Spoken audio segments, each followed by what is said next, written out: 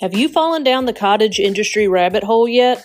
Well, if not, buckle up, Alice, and click on over to the description in the show notes and sign up. Then you can get ready for the most fun induction into the cult of all things yarn and fiber. This will include, but not limited to, free yarn, free ebooks, patterns, coupons, and much more. You don't want to miss out.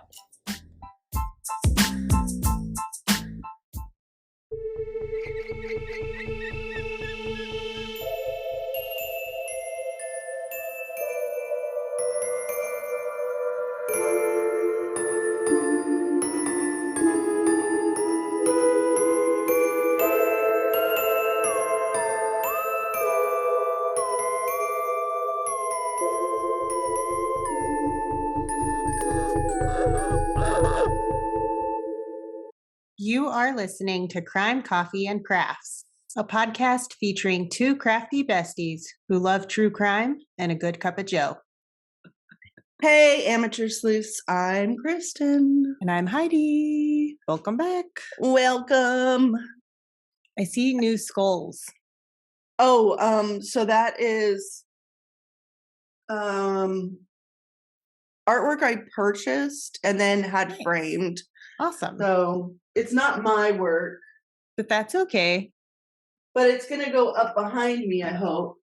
Supporting other art is always a good thing. Yeah, it's... Oh, cool. It's really, really neat. Ooh, I like there are the 5 rings. different renderings, and they came from like a medical book or old school encyclopedia book. Nice. So Awesome. I enjoy them. Love it. Yeah, Human Anatomy by Reinhold. Illustrated by Reinhold and printed by another dude. Word. Sorry, I'm not very good at It's okay. credit where credit's due. We're working on it. Yeah, I'm working better at it. Trying. She's trying. All right. So, no new coffee this week. Let me see if my iPad will unlock this time. Hello, iPad. I'm just drinking my regular old Kirkland. I'm telling you, I'm going to throw this thing in 2 seconds. Oh, no. It's like stuck. Well, did you have a better week? You guys have been pretty busy with work and... I have been. He has not. Oh. It's too wet. Yeah. That stinks. It kind of ruins the tree business. But yes, I have been working as much as I can, picking up classes and stuff. So we can get through the rest of winter because holy crap, it's cold. It's so cold. You guys are colder than us, but I gotta tell you, yesterday was freezing. And I had training for... Oh, I was so miserable. Snapped me a picture from training outside, and all it said was freezing. I couldn't feel like, even when I got home in the evening yesterday, I'm looking up the temperature.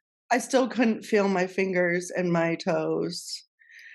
It took until I dunked myself in the hot tub to regulate. Oh my gosh. Okay. Does anybody use What the Forecast app? Well, I used to, but it got a little crazy. So, and my kids, I like the but you can change the settings so it's not. I know, but I like the I know. Well, they shouldn't be on your phone. All right. You know, kids these days, they snag them and take photos and go in things. You got to keep that shit on lock.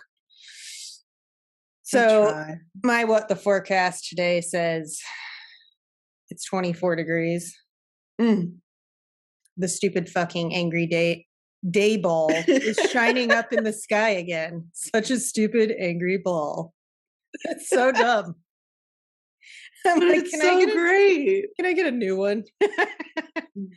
It's 33 man. here. Yeesh. Yeah, it's just too cold right now to like go outside.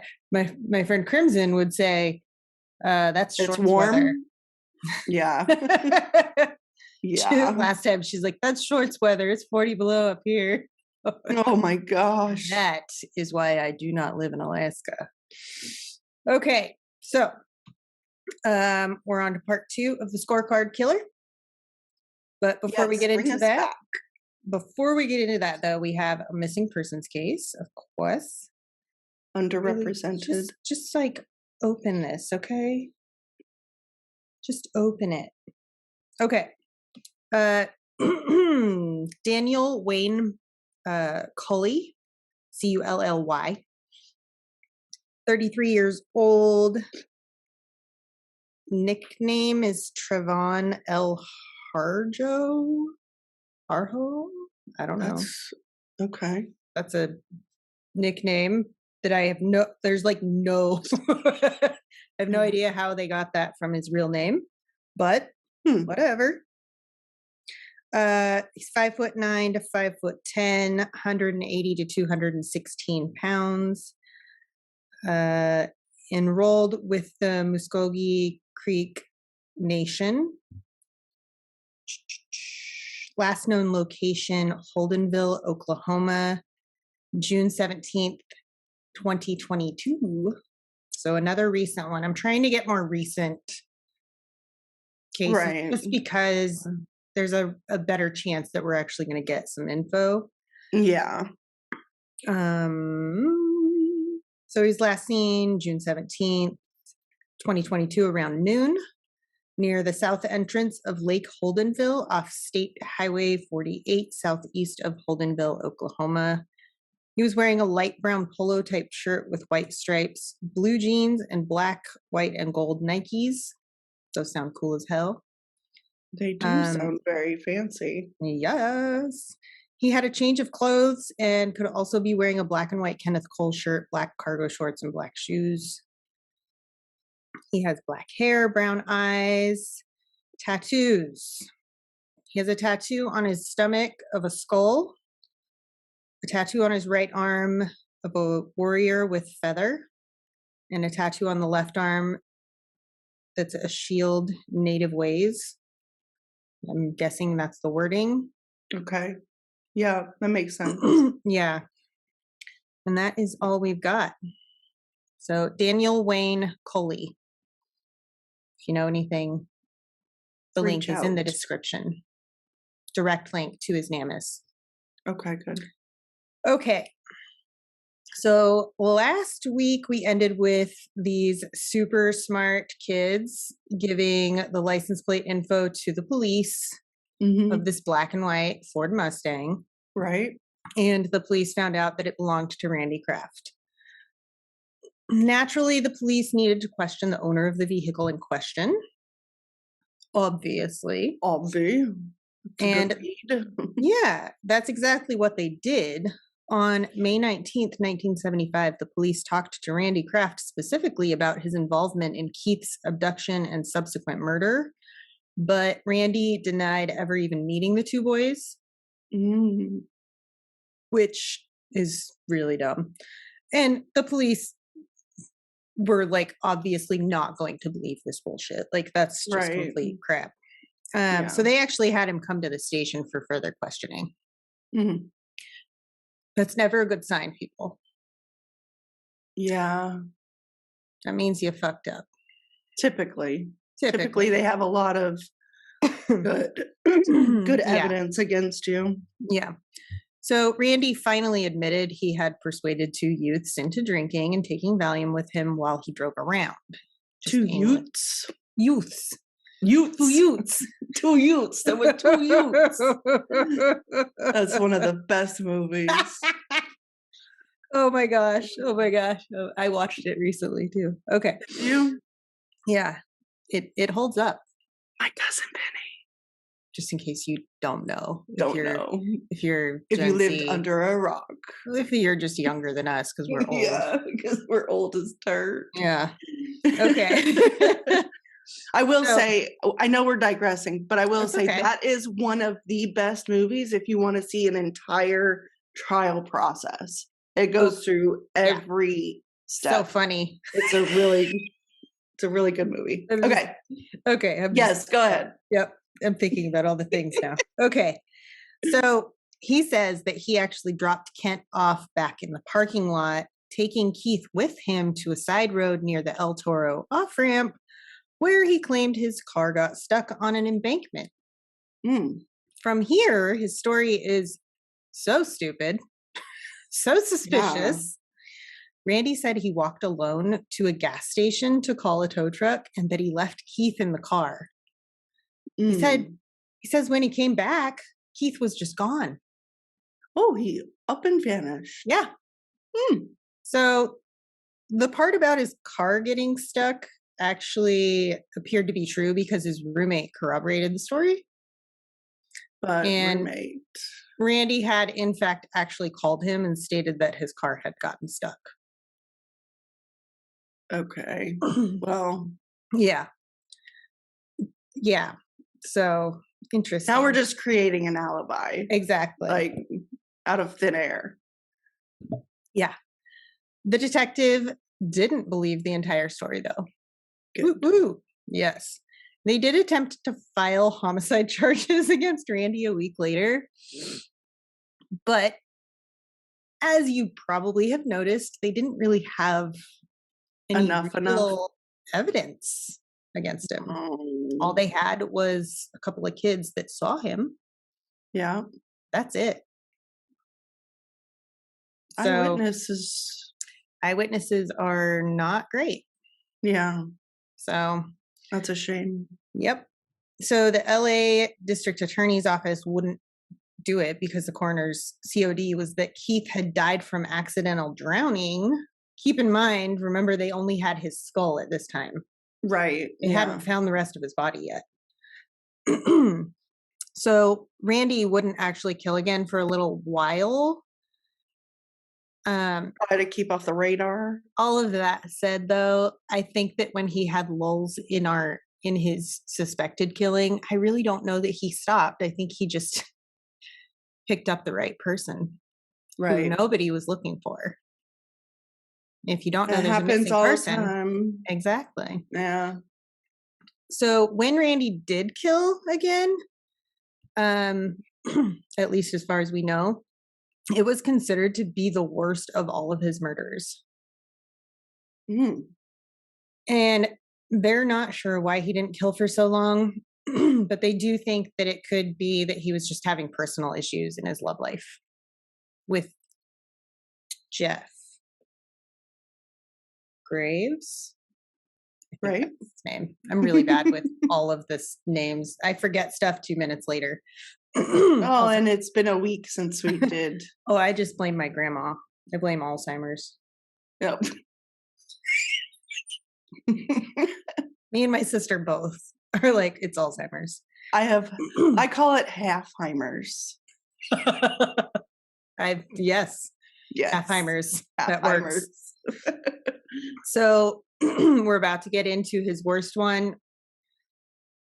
So hold on to your eyelashes. Yeah. 22-year-old Mark Hall was kidnapped from San Juan Capistrano on December 31st, 1975. And like I said, brace yourselves because this one is like extra. Skip ahead if you need to. Randy drove Mark to a remote canyon, tied him to a tree, tortured him with his car cigarette lighter on his cheeks, nose, eyes, chest, and scrotum. Oh. The pain that must have caused. I mean, like the rest of it, yes, was painful, but like, oh my God. Talk about a sensitive spot. Raped him, castrated him before shoving his castrated genitalia into his rectum. Oh, God. He's like a real fucking piece of trash. Yikes. Lacerated him multiple times with a broken bottle. He was awake all of this time, I am assuming. and finally asphyxiated him with leaves and dirt that he forced into Mark's mouth and down in his throat. Oh, and gosh. the forensic techs did resolve that this poor man was alive during most of this torture. So, Mark Hall, I fucking hope he's resting in peace. Like, this is just, I hope he's not stuck. I hope his spirit is like gone to like a very happy place. Yeah. That's a miserable death. I hope all murder victims go to a very yes, let's preface that. We hope that everyone is at peace, but this is goodness gracious. Yeah. So, as you may have figured, Randy's relationship with Jeff Graves actually came to an end sometime toward the end of 1975, possibly right before the last murder that we just talked about. Okay, so maybe he was taking out real fucking pissed anger. Off. Yeah. Now, shortly after the end of that relationship, Randy actually began dating a new Jeff. Oh, apparently he likes a Jeff. I think he was like trading him in for a younger model. Gotcha. Because this new Jeff Seelig was 19 years old and he was an apprentice baker. Just a baby. Apparently they moved in together really fast because they ended up moving to Laguna Hills together. That's posh. Sounds swanky. I've never been there. The new Jeff and Randy had what I would call an open relationship, but they claimed they were committed to each other. They would just, they were committed to each other, but they were open to do what they wanted. Right. Which you do you. I do not share. No. No. Mm-mm. Now, let's see. It wasn't until December of 1976 that Randy would strike again. That's a long time. It is. Maybe he was in a happy place for him. They think he was really happy with his new relationship. The only thing that makes it clear to investigators that he killed someone on December 10th, 1976 is there was a name, and I'm assuming the date, possibly on his scorecard. The name Fuchs. Sorry, it made me think of what's that show? It's so dumb. Their last name is Fuchs. Yeah. Anyway. Oh. It's such a dumb show. It is. It's funny as shit. It's dumb as shit. Okay, anyway. So the name Fuchs from the scorecard was connected to a 19-year-old Paul Joseph Fuchs. Paul's body was never found, unfortunately. And after his killing, the murders stopped for another 16 months. Oh, wow. As far as we know. So, like, if they hadn't found his name on the scorecard, they would have never even known that this was a victim. Exactly. He was just missing. Wow. Never found. That's pretty fucked up. So, in July of 1977, police apprehended one of the other two active serial killers in the area during this time. Oh. So investigators knew for certain they had more than one killer they were dealing with. Patrick Kearney, I'm saying Kearney, confessed to the murders of 28 young men and boys. His method of killing was different in the way that he actually shot his victims and dissected them, leaving them on the side of freeways in trash bags. I thought it was a mannequin. Fuck trash bags on the side of the freeway. I always am like, there's a dead body in there.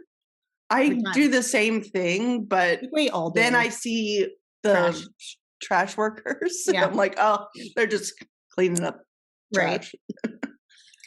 And yes, Randy Kraft sometimes did dissect his victims, but he never, ever shot any of them. Right. He was more of a sadist. Patrick Kearney never tortured his victims. So they were very different. Right. Different MOs. Yeah. But liked boys and men. And around the same time, like, good grief. Yeah. During the same period, 3 different serial killers in the same fucking area. Yeah. But it's California, so we have it's a large lot of state, serial and there's a killers in lot of serial killers out there. Our claim to fame. Let's, yay! That's fucked up. It's so bad. Oh gosh. April 16th, 1978, Scott Michael Hughes was abducted by Randy. Scott was a Marine and he was only 18 years old. Oh, baby. Randy, as we know, loved to kill Marines and he loved younger men and teens. Scott was given Valium, I'm guessing enough to make him pass out. At least I really hope so.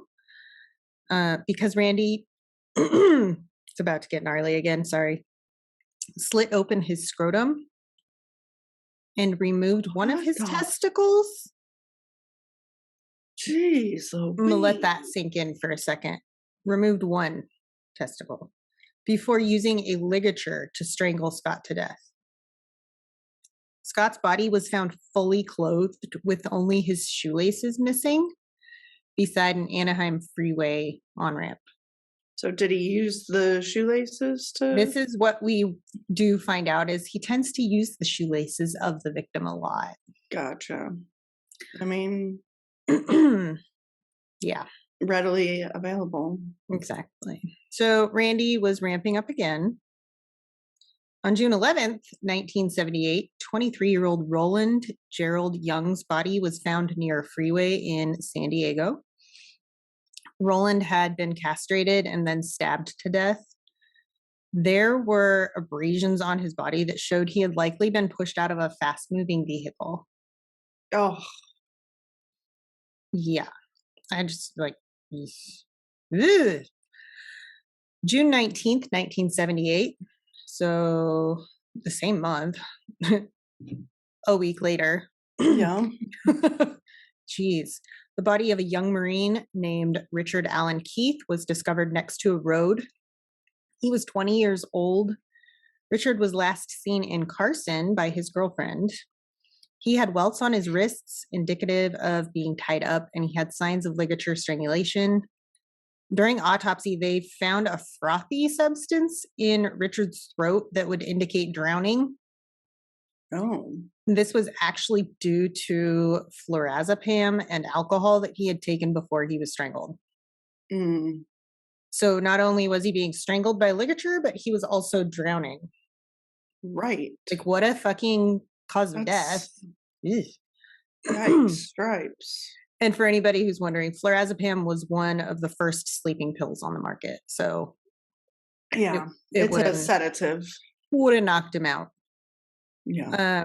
On Randy Kraft's scorecard, there was a line that said, quote, Marine Carson, that is believed to be Richard. So he was probably like, oh, driving through Carson and like saw this Marine and just, hey man, want a party? Want some alcohol?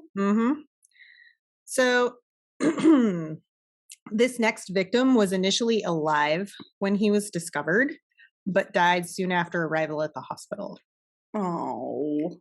It was July 6th, 1978, when Randy Kraft picked up a hitchhiker, 23-year-old Keith Arthur Klingbeil, was doing what a lot of young people did back then.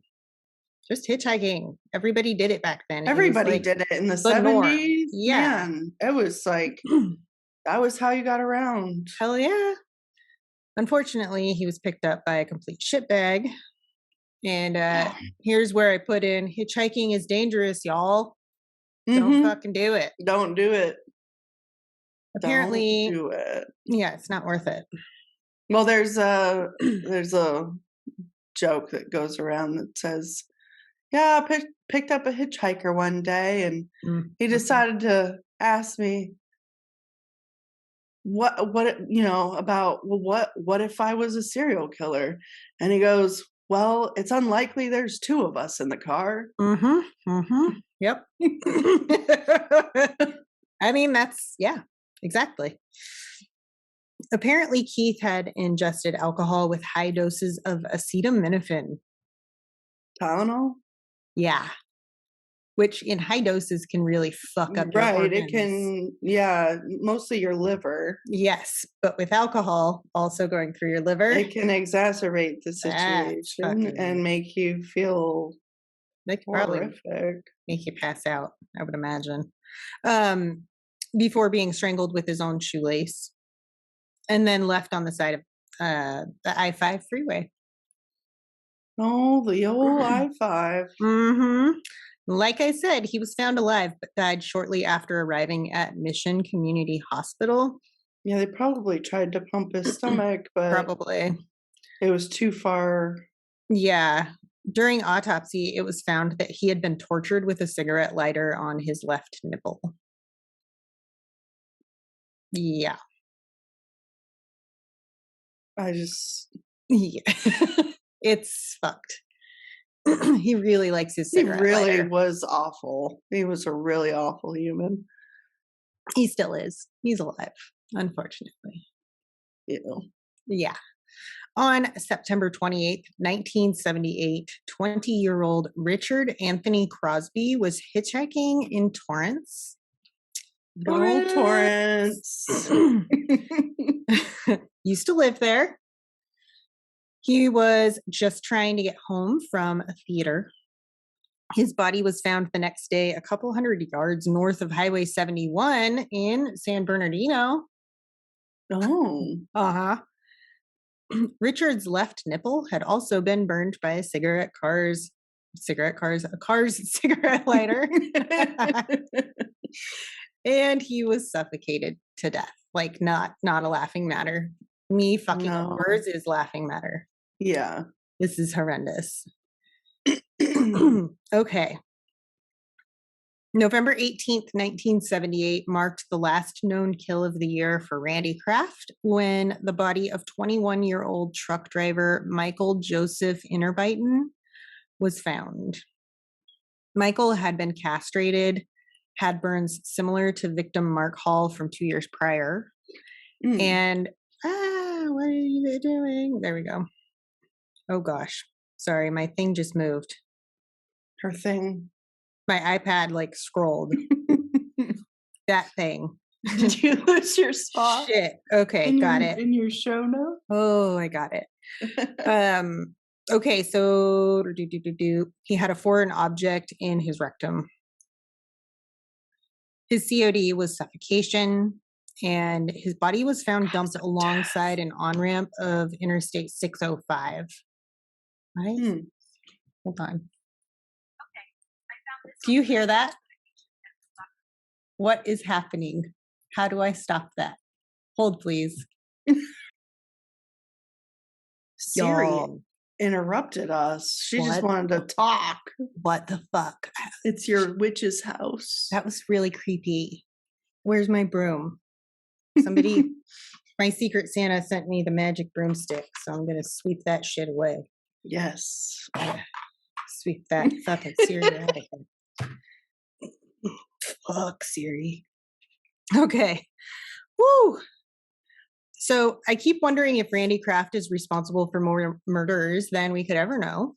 Probably. Especially during those huge stretches of time. I just really don't think that he would have stopped. Because he clearly enjoys this shit. And it's so uncommon that they stop like that. It is. And whenever we have a story where there's years in between, we always wonder what was it? But I really truly believe there were still murders happening in between. For sure. There had to have been other victims. For sure. It's a compulsion. A serial killer has a compulsion. Yes. And you can't just stop it. Right. But think about the area he was in and the fact that he often picked up sex workers. Right. He picked very vulnerable people. Words are hard. Yes. He was in California, so heavily populated with people that ran away from home constantly. I mean, it was the 70s. From all over the country. It's not like today where if you go missing in 1 hour, in North Carolina, California already knows. Like, it's Except not. If you are a runaway person and nobody knows who the fuck you are, your family doesn't know where you are, you're living on the street, like, you don't know. Yeah. Nobody knows that you're gone except the other people who are around you who don't really know your real name. Yeah. There's a lot of possibilities here that I'm like, there's no way he fucking stopped. And there were so many victims and bodies found with no person found. Right. Unidentified. Yeah. They're still unidentified. And what if they were already decomposed so severely you couldn't fucking tell what happened to them? You can't see ligature marks when there's no tissue left. Not unless it's like horrific and like nicks in your bone, but that's rare, you know? So yeah. Anyway, Randy's next known murder victim wasn't until June 16th of 1979. That's what, a whole freaking year later, basically. Well, like 6 months later, 7 months later. Donnie Harold Chrysler was a 20-year-old Marine. His body was tossed out of a moving vehicle on the fucking 405 freeway. Oh gosh. That's like the main That's like the Los Angeles freeway. It's nuts. I mean, now it's like fucking 5 lanes each way. Maybe back then it wasn't. Yeah. But still, like, that was a heavily traveled freeway even then, I'm sure. And I can't even imagine trying to toss a body out of a moving vehicle. You can't. It's just not gonna work. You got to have someone else without swerving, without crashing. Like, Interestingly, if the car's moving. Yeah, you're gonna need help. You're gonna need help. So his cause of death was said to be acute alcohol poisoning, but there were obvious signs he had been bound and tortured. So I'm going to assume that he just died before he could finish doing his full array of normal MO. Gotcha. I hope that he just died quick. Yeah. The dismembered remains of 21-year-old Keith Anthony Jackson were found on August 29th, 1979. The remains were found behind a 76 gas station in Long Beach. Okay. Inside trash bags and a cardboard box. Keith was a tourist who had just been visiting from England. Oh. Like, what a fucking nightmare vacation. That is terrible. Only his torso, head, and left leg were ever recovered. And Randy's signature sock in the victim's rectum initially linked this victim to the others. And of course, Randy entered this on his scorecard as either England or 76. Oh. There is another English tourist who went missing around when Randy was actively killing. So they think that this one might have been 76 and that one might be England. Oh, okay. 2 weeks later, the body of 19-year-old Gregory Wallace Jolly was found in Lake Arrowhead. He had been castrated, with his legs and head also being severed. Thankfully, post-mortem. Oh my God. Yeah. His belongings were found in Randy's home after his arrest. Idiot. I know. But good. Trophies. He can't help himself. I know. None of them can. Yeah. Gross. On November 24th, 1979, 15-year-old Jeffrey Sayre was returning home from a date with his girlfriend. He was last seen at a bus stop in Westminster. It is believed that he was kidnapped and murdered by Randy Kraft. There was an entry on Randy's scorecard that read, quote, Westminster date, which just gives me all of the fucking creeps. Like, was he fucking following them? Probably. Probably. 19-year-old Marine Mark Allen Marsh's body was found close to the Templin Highway on February 18th, 1980. He was decapitated and his hands had been severed from his body. Mark was last seen hitchhiking towards Buena Park. Yeah. So, during the summer of 1980, Randy Kraft went on an extended business trip near Portland, Oregon. Oh, so he went out of state for a little bit. And, he was like a computer programmer. So he would probably go up and set shit up for people. Right. I would imagine. During this time, there were 2 murders that are believed to have been committed by Randy.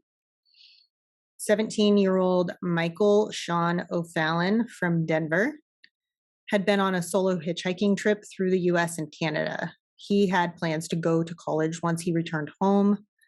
Sadly, he was killed on July 17th, 1980. And Michael's body was found 10 miles south of Salem, Oregon. He was nude and hogtied. It was found that he had ingested alcohol and Valium and was then strangled to death.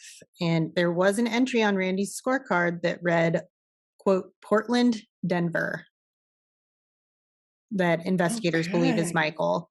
Yeah. Later on, when Randy Kraft was caught, Michael's camera was actually found in Randy's garage, and they know it was his because it had his mom's initials inscribed on it.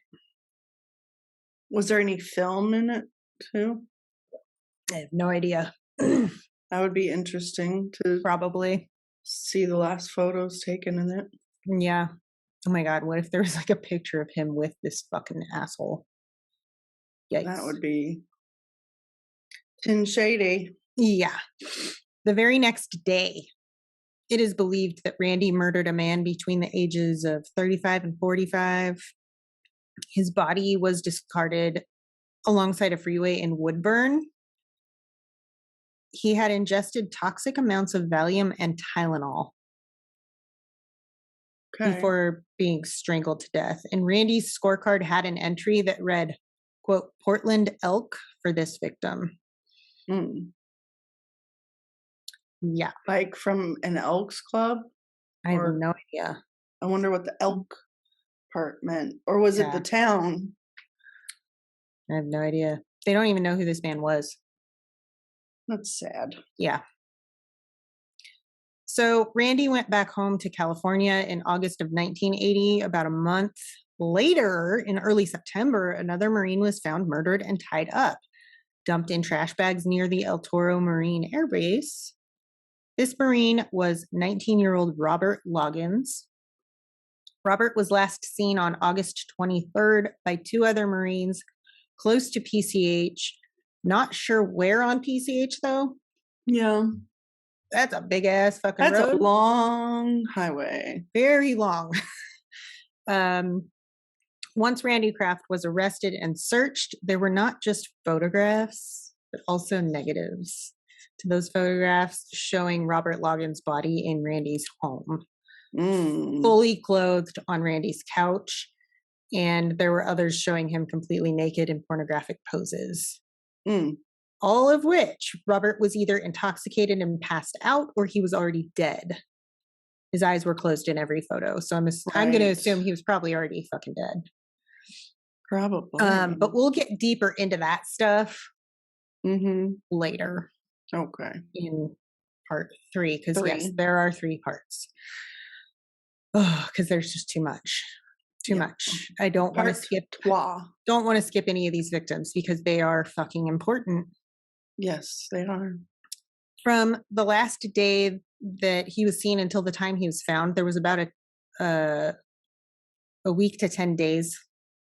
So it makes me kind of wonder how long Randy Kraft actually held on to him before dumping him. Yeah, that's interesting. Because sounds different. Think back to his first victim. He liked to torture and rape people while they were still alive. Before finalizing things. Right. Yeah. So the next year, Randy Kraft was sent to Oregon again on another work trip. It was April 1981, just so we don't get lost. Got to keep those dates going. A 17-year-old kid named Michael Cluck was hitchhiking from Washington to California when he went missing on April 9th, 1981. His body was found the next day off the I-5 freeway near Goshen, Oregon. His COD was blunt force trauma. Michael suffered 31 blows. What the fuck is happening? Siri, calm. Wow, y'all. Fucking Siri just, took over the ball game. I just had to turn her off. I've never had her on before. I don't know why it was on. I'm guessing there was an update that happened. It's probably that fucking update that made our pictures stacked on my end. Oh. Anyway, Siri's turned off now. Yeah, Siri doesn't need to talk to us about body parts. Did you hear all that? Yeah. She was like, blah, blah, blah, blah. So anyway, sorry guys. Apparently she was listening. Okay. Weird. All right. That almost gave me a freaking heart attack there. It was right at a gnarly part too. Okay. Okay. Woo! 17-year-old Michael Cluck is where we are. Michael suffered 31 blows to the back of his head, but he was also raped, severely beaten, and tortured.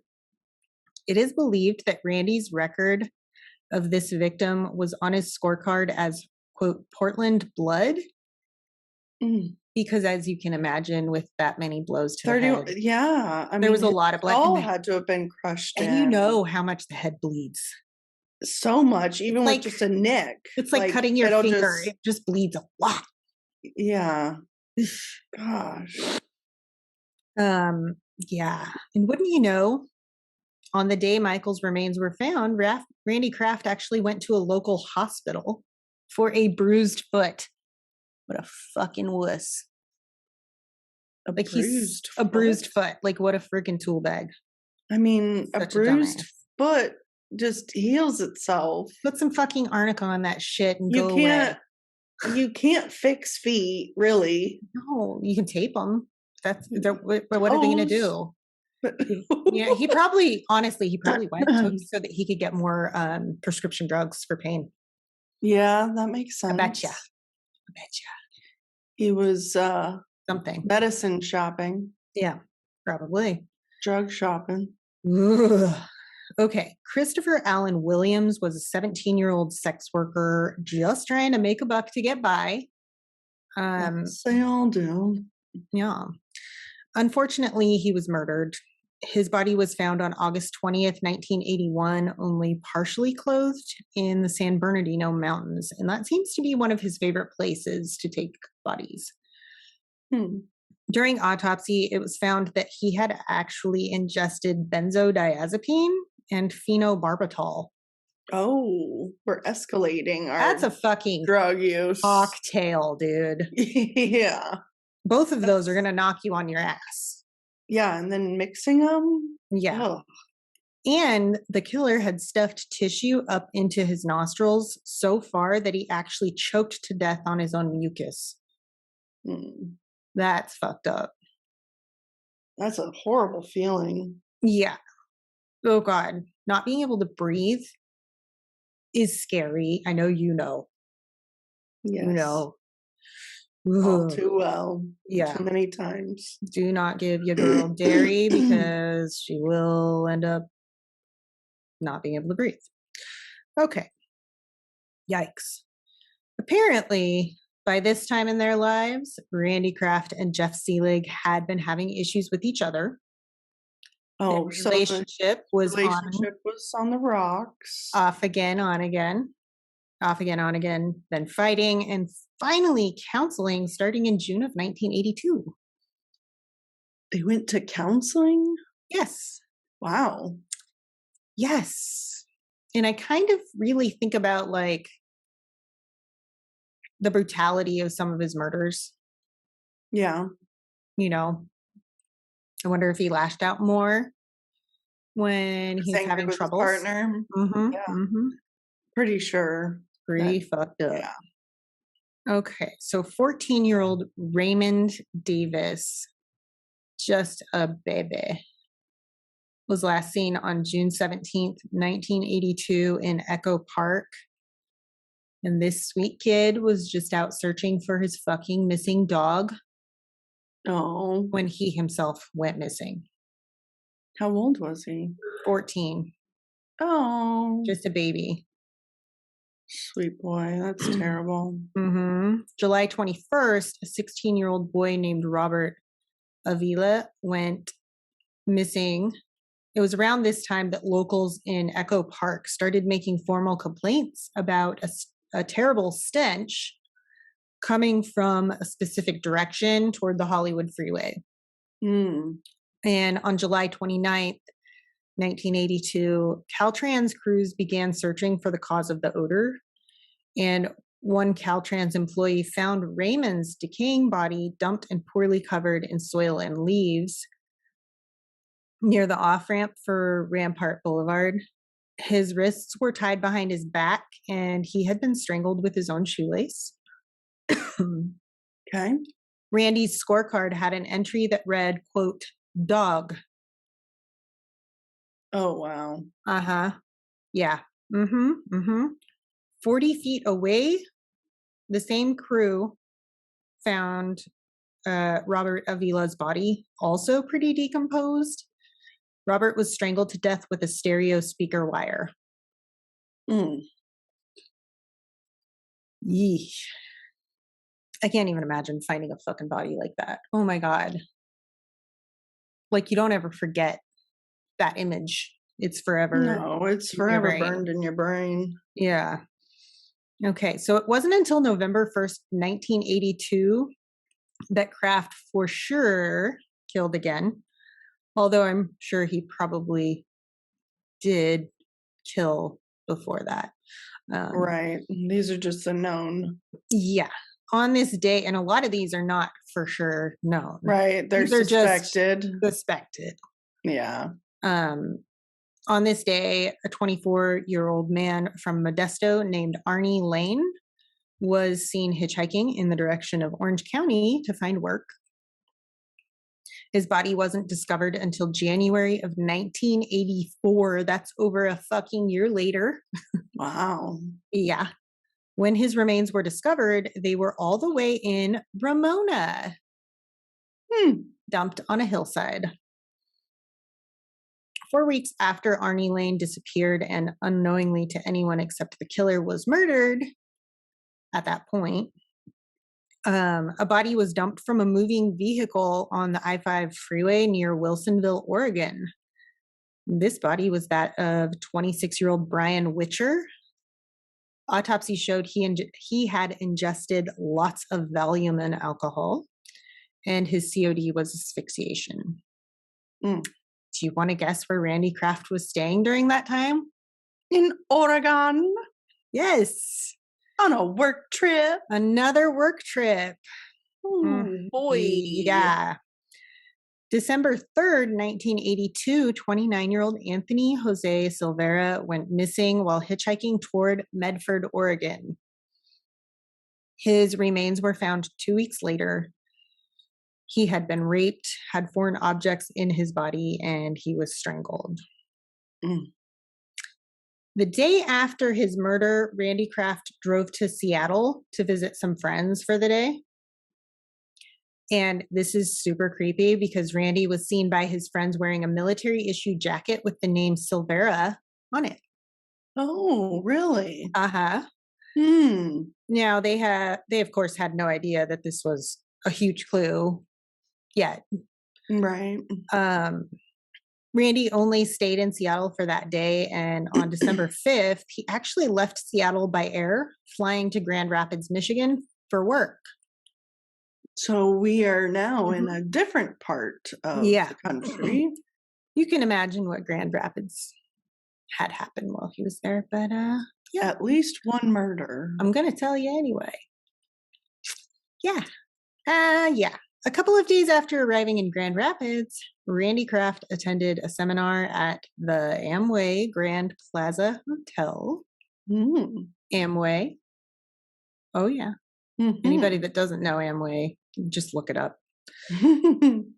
Also in attendance were cousins 20-year-old Christopher Schoenborn and 24-year-old Dennis Alt.